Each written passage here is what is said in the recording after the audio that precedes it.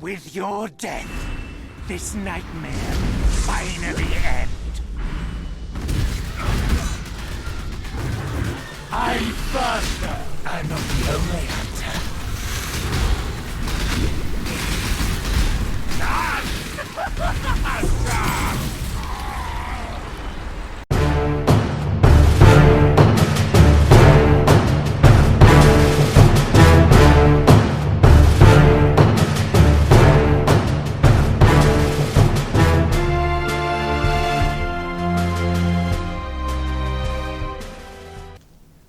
Hello guys and welcome to the guide.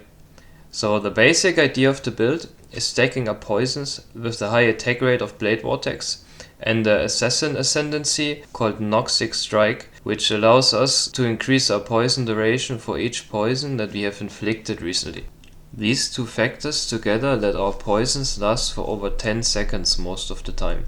However, there is hardly any mob in the game that will survive for that long against this build.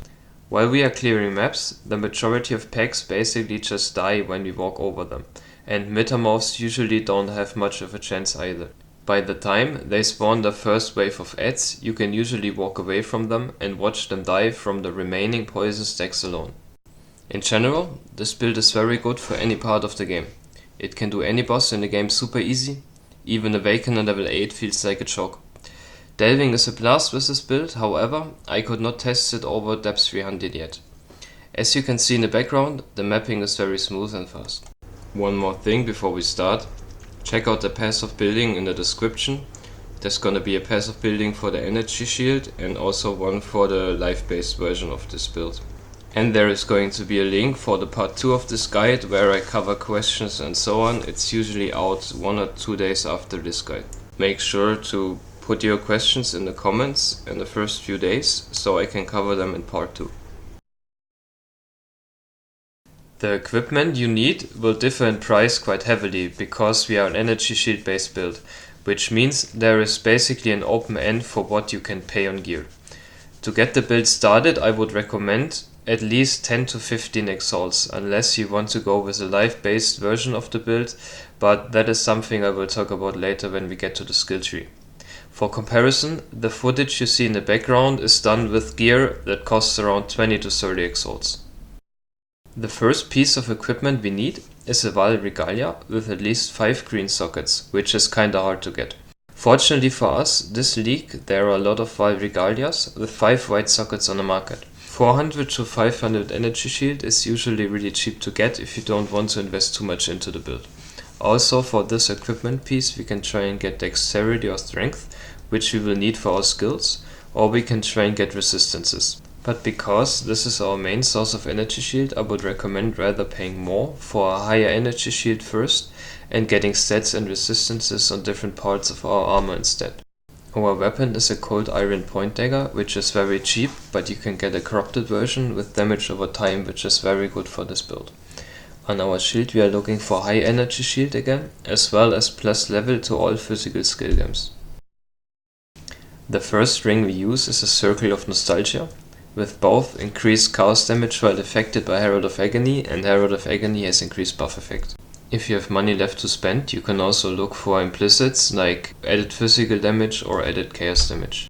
The second ring is just a rare ring, with despair on hit and if possible a high energy shield roll. You can also find poison damage and duration with a hunter influence. Our amulet should have plus to level of all physical skill gems and energy shield and percent energy shield. And as always, stats and resistances again if needed. On the helmet, make sure you get the increased Bladevotex duration enchant, which is very important for this build. Other than that, just a high energy shield and stats and resistances again. For the rest of our gear, which is the belt, the boots and the gloves, just get high energy shield and as always resistances and stats if needed. On the belt you can also look for the mod increased energy shield from body armor. On the gloves increased poison damage or increased poison duration, and on the boots of course you want to look for movement speed. Our two main damage flasks are a Corralito signature and a Sense rebuff. For our utility flasks, we want a Quicksilver flask, a Quartz flask, and a Mana flask with the mod Flask effect is not removed at full mana. Also, we want to spread bleed immunity, curse immunity and freeze immunity on these 3 flasks. The first jewel you can get is an inertia jewel to help you reach the stat requirements. Here you have the option to get a corrupted version with corrupted blood cannot be inflicted onto you. You also want to use an unnatural instinct, but make sure to place it into the right jewel socket in the skill tree. If you do, it grants you power, frenzy and endurance charges on kill, plus quite some energy shield and mana.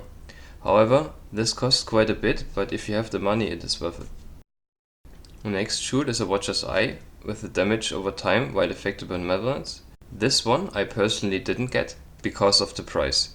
The cheapest one is over 10 exalts, and I was more than happy with the build's damage at this point, so I didn't bother. Instead I use a rare jewel with damage over time, poison damage and energy shield. Our main 6-link setup is going to be Wild Bladevotex, supported by Poison, Wild Toxins, Void Manipulation, Deadly Ailments and Unleash support. The Unleash support is only a quality of life game here, it does not provide any damage to this build whatsoever. But it allows us to get 4 stacks from Bladevotex instead of 1 when we press it. In our weapon we have Plague Bearer, increased area of effect and Empower support.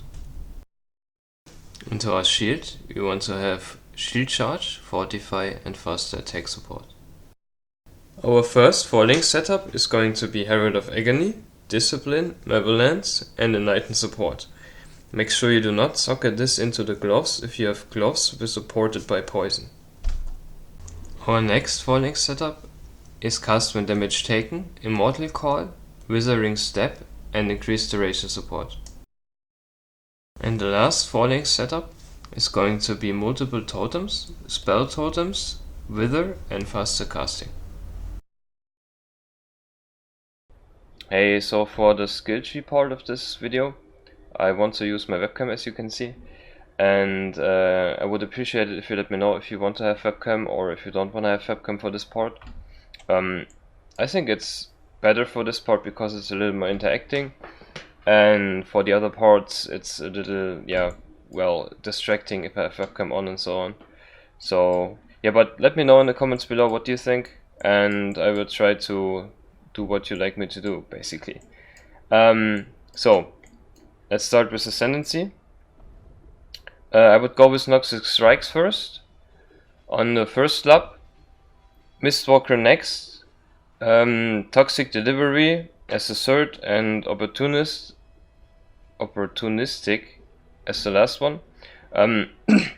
Noxic Strikes just really helps you get through the leveling part of the game, basically. It gives you a lot of poison right off the bat, and yeah, you can pick Bladevotex relatively early, and as soon as you have Noxic Strikes you have chance to poison. You support Bladevotex as poison support and you're good to go. That's your damage. You have nearly 100% chance to poison enemies and you just can go through the game easily. Next up, skill tree, and keep in mind there's a life based version in the description of this video. You should use it for leveling. I would recommend switching to energy shield when you hit maps, or maybe like level 80 or something. It doesn't really matter. As soon as you have the currency, as soon as you can put the gear on, you can switch. What you should get in the life based and the energy based version first is the skill effect duration. This is very important for your Bladevotex. As soon as you use Bladevotex you want to have these nodes. Yeah, and there's some similarities to the life-based tree, and that's like Fatal Toxins. This one is very good. You should pick this up very early. But yeah, the rest is not too important. This part is not too important. It's just energy shield and area. You can leave it out on a life-based tree. This one is quality of life. More cast speed means you cast your Bladevotex faster, but it doesn't attack faster, so it doesn't do more damage.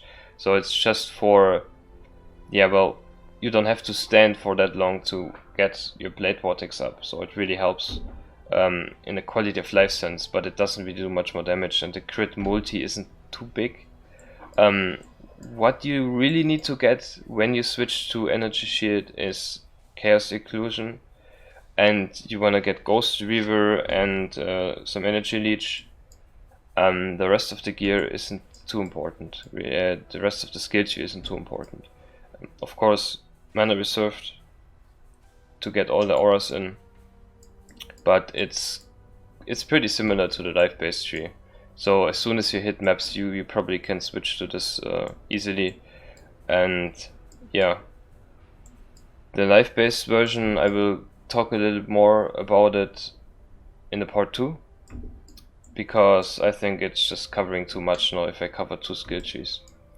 So yeah, I think that's it already for the skill tree. Put your inertia here, of course. Put your unnatural instinct in this slot to get these small nodes basically allocated, which gives you power, frenzy, endurance charges. Is really great for mapping. If you look at the footage from earlier, I have so many power and frenzy charges while mapping, and it just helps to get through the map basically. And of course get this stuff here and all this good stuff here. Yeah, this is the slot where I will put the Watcher's Eye or just the rare. I think that's it. There's not too much to talk about. You can get the POB in the description. So that's it for the build guide. I hope you enjoyed it. If you have any questions, as I said, put them in the comments below and I will try to answer them in part 2. It will come out in about 2 days, I guess. And yeah, consider subscribing if you want to have further content from me. And I hope I see you next time.